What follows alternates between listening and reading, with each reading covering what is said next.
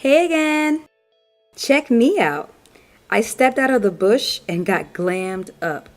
Joey with Island Boy Photography took these pictures of me. Empress AK hooked me up with this fancy jewelry.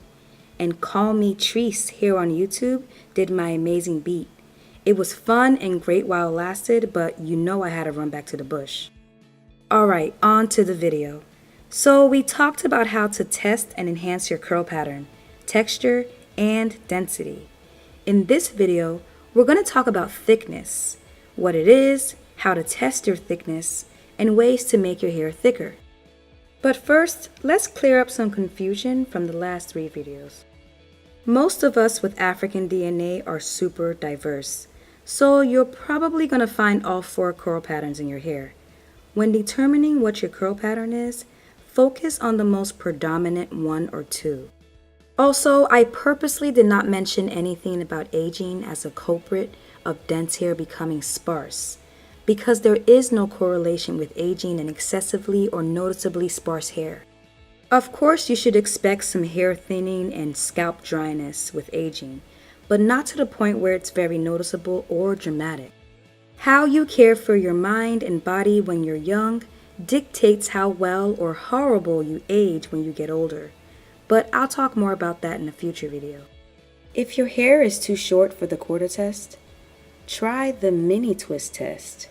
Mini twist is a great way to see if your hair is dense or sparse.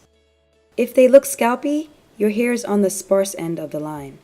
If you can barely see your scalp, then your hair is on the dense end of the line. Mini twists are also a great way to see if areas of your hair are thinning out and becoming sparse, so you can nip it in the butt before it gets out of hand. Miss Leah Hubbard brought up a great point about the normal position on the density line, so I decided to remove it. She's right, there's no such thing as normal, and every natural hair characteristic is normal, all at the same time. My goal with this complete hair typing chart is to give us more insight about our unique hair, and to celebrate how diverse and beautiful we are. It's extremely inclusive for a reason. As we move through each line and you see where you fit, you should feel a sense of individuality because no one is quite like you.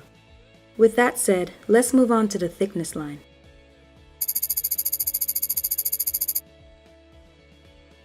The thickness of your hair refers to how thick each individual hair strand is. Your hair strands can either be thick, fine, or somewhere in the middle.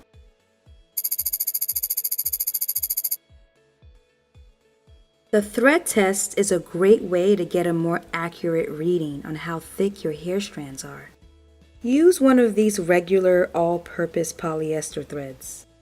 Split it in half because no one really has hair this thick, and compare it to hair strands from different sections of your head.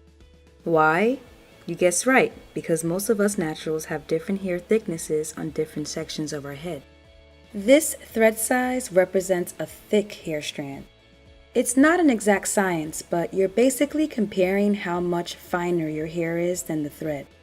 If your hair strand is around the same size as a thread, it's on the thick end of the line.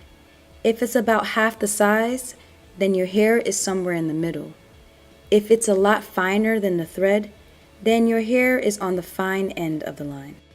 So let's take a look at mine. My hair strands are pretty thick. They're almost the same size as the thread. So overall, I say I'm right around here on the thickness line. As always, try not to drive yourself crazy by testing too many sections. Get an understanding of the major differences in your hair and come up with an overall average.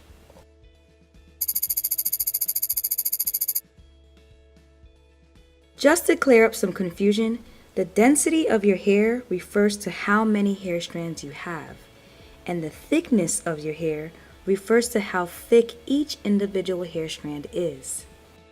Hair types that are both dense and thick are the strongest and more resistant to setbacks without any noticeable change. But don't overdo it and always learn from your mistakes so you don't repeat them. Hair types that are both sparse and fine are the most fragile. This applies to all hair types, but especially for sparse and fine hair types. In order to retain length, you have to learn the art of the soft touch every time you handle your hair. Preservation is key.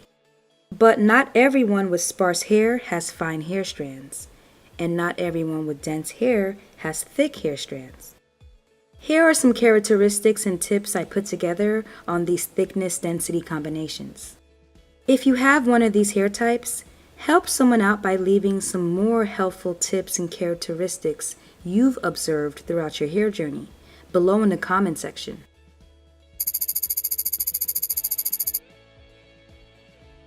Just like with sparse hair types, some people have naturally fine hair strands. Having naturally fine hair does not affect how healthy or long your hair can get. There are pros and cons to both fine and thick hair types. One is not better than the other. But for those of you that want to change things up, I'm going to be honest with you. It's not easy to turn fine or sparse hair to thick, dense hair. It's a journey, and the results are often limited. Meaning your hair is probably not going to go from this to this. In reality, you do have the power to change it from this to, say, this. So watch out for all the gimmicks and fake promises out there, because they're everywhere. With that said, a good and consistent hair and health regimen can definitely get you and your hair to a better place. Here are some suggestions on things that are worth including in your hair and health regimen to help thicken up your hair. Inverting your head has so many benefits. It helps strengthen your whole body. It rebalances you and directs more nutritious blood to your hair follicles. Try actively stretching your whole body on a consistent basis and end each stretch session with an inversion. Herbs are really powerful. They do a really good job at feeding and strengthening your hair follicles. Experiment with different herbs, some of which you can find in your own kitchen cabinet. Eating foods that are alive preserves your youth, moisture levels, and internal energy. They keep your internal systems from prematurely slowing down. So food is really, really, really important. You don't have to go on a full raw veggie and fruit diet. If you can, that's great. But if that's too much for you, take smaller steps by adding raw veggies to every meal. And eat at least 2 or 3 raw fruits each day. I'm not a huge fan of concentrated supplements because they can do a number on your kidneys, and they are reactively regulated, meaning the FDA does not step in unless there have been many complaints. So there are risks involved, but you can also try using biotin for a short time to help kickstart your hair thickening journey. It can cause adverse reactions like acne, so start off with a lower dosage and work your way up if you feel you need to. Don't feel like you have to take the highest dosage because not a lot of biotin is needed to see results. Start with 5 milligrams or 5,000 micrograms for the first week or two. Then move up to 10 milligrams or 10,000 micrograms for the next 2 weeks. If your skin is not negatively affected and you feel like you need to increase the dosage, move up to 25 milligrams. After 6 to 8 weeks, wean down by taking 10 milligrams for a week, then 5 milligrams for another week before stopping. It shouldn't be a long-term thing. Think of biotin as a kickstart. The grass always looks greener on the other side, so I think it's a good idea to end this video with advantages of having fine natural hair. If you're gentle with your hair and stay far away from tangles, it's actually easier for finer hair types to retain length. Learning more about your unique hair and taking good care of it is often better than trying to change it. As always, thanks for watching. See you in the next video.